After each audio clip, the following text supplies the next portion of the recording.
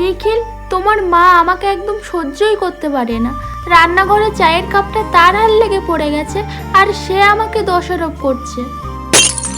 রান্না যদি করতে কষ্ট হয় করো না, আমার ছেলে তোমায় মাথায় তুলে রেখেছে বলে আজ তুমি রান্নাঘরেও রানী।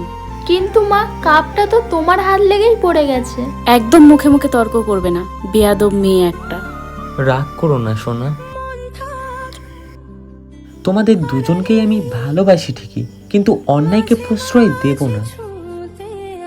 মা, চায়ের কাপ ওর হাত থেকে পড়ুক বা তোমার হাত থেকে পড়ুক, কেউ তো ইচ্ছে করে ফেলেনি। ভেঙে গেছে আবার আনা যাবে, সেটা নিয়ে ওকে এত বেশি কথা বলার কি আছে?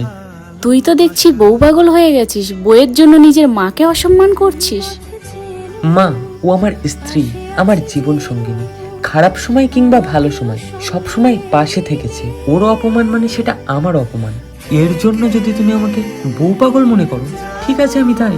সৎ সাহস নিয়ে এরকম প্রতিবাদ করতে সব ছেলে পারে না।